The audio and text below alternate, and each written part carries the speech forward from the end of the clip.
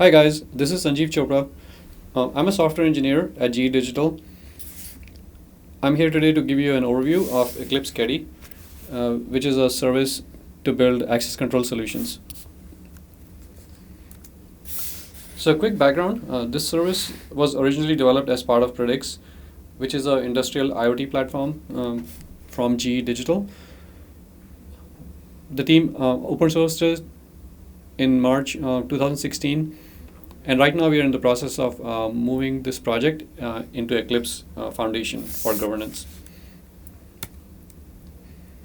So let's get into an introduction.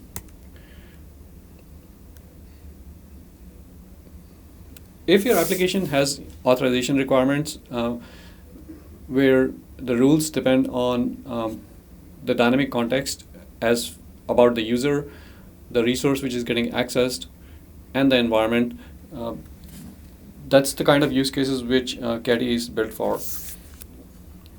It's based on a well-known paradigm called attribute-based access control. We'll get into that. And also, I want to mention that this service was designed from the get-go for the cloud with concerns like multi-tenancy and performance in mind. So it should serve well for those use cases.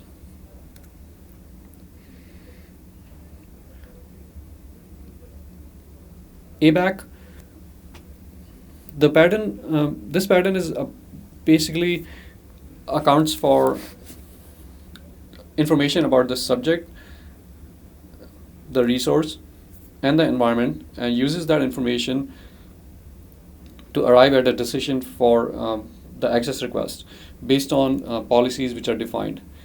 So visually, it looks like this. This is an example of a REST service getting a request for this resource. The user is Alice, the resource is here, and both these have some shared and some other attributes about them. It could be location, what group they belong to, and such.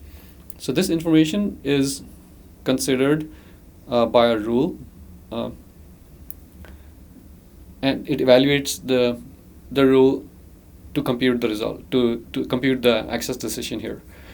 So we'll get into specifics with an example. But this is just a visual to show the main entities involved in attribute-based access control. So given that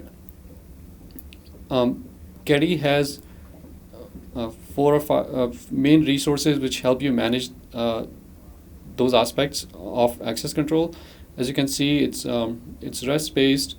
There are endpoints to manage policies, attributes about the subjects and users, and then finally, there's a REST endpoint where you call Keti to get the result of access request based on the policies and attributes which are set up in Keti.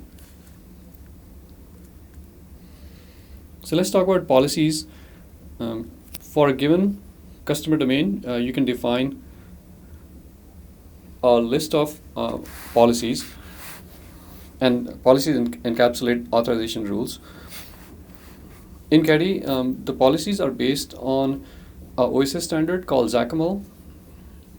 And one criteria in mind we had when defining how policies are written is to make it usable, more usable, and as simple as we can.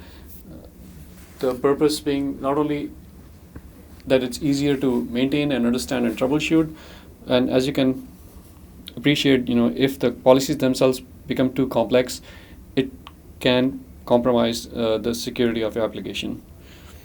So with that in mind, we use JSON for defining the overall policy and a limited Groovy language to define conditions within those. So we'll get into that. In XACML, both of these aspects are written in XML, which can be a little unwieldy. So for a given policy, there are 3 main sections: a target, condition, and effect. As I mentioned, because can be multiple policies defined for a user domain, the target is used to determine which policy should be used for a given request. And we'll look at an example. The condition itself has the specific authorization logic based on information about the user, the resource, and the environment. And that's where you use GUI. And the effect defines what result that policy has if the condition evaluates to true. So let's look at an example. In this section, I've folded some of the details to make it simpler to understand. But as you can see, this policy is written for all requests which match this URI template. So if the incoming request, for example, is sites/New York/machines, then this policy would be a candidate. And you can see that it can factor things like what kind of action is being performed on the resource and some other information about the subject for the matching itself. Once this policy is selected for the current request, this condition determines if the effect of the policy would be used. In this example, it's looking at the subject's attributes and asserting that it has an attribute with the name role and a value operator. So this is an example where it's implementing a role-based access control using attributes. If this condition was met, then it would return permit. If it was not, then in this case, the service would move on to look at further rules defined, policies defined, and look for possible matches.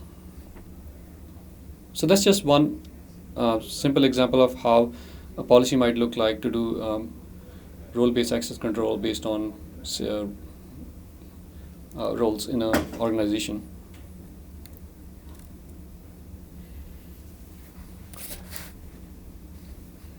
Now, I want to just give you a high-level overview of the different components in the service. You can see in the green rectangles, those are the key entities we talked about in Keti. There's evaluation, which also here has a decision cache for optimizing performance, because evaluation is something which would be done in every request context, every request. So for calls which can be cached, it uses the decision cache for that purpose. We use Redis currently. There's a policy management component to update and maintain the policies, and then there's the attribute store. The attribute store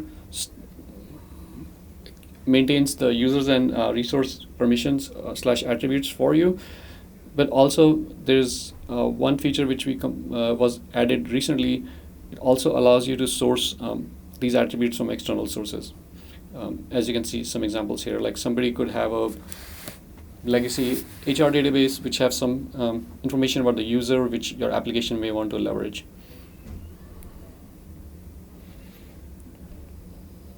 As far as the technology stack, it's a Java Spring Boot application. We use Spring Data GPA. And as far as for securing its own endpoints, we use Spring Security and Spring MVC for the services.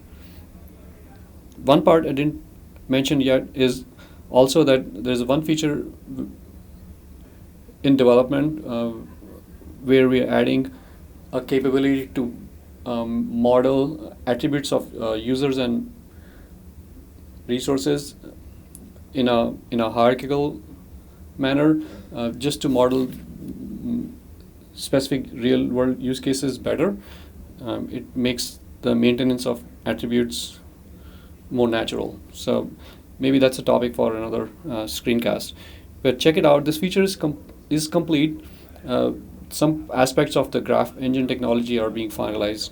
That's why it's marked as in progress. And the connectors, in fact, were completed recently, so this slide is a little out of date. So that's a high-level overview of the different components and the technology stack. I would encourage you to go to our GitHub repo and check it out. On the high level, the steps involved in using it would be to create a tenancy, which is called zone.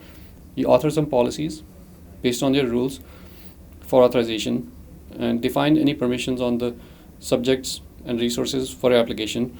And then at runtime, when you get the request, you make a call to the evaluation API to get an access decision. You can follow along. There's a detailed document with steps for certain use cases. If you want to try that out, I would encourage you to use this document to look at it. And of course, you can look at the sources here in our tests. As I was saying earlier, we are in the process of moving this to the Eclipse Foundation soon, so there'll be more information around it. So with that, I'll conclude this screencast for now. Thanks a lot for your time, and I hope you find this useful.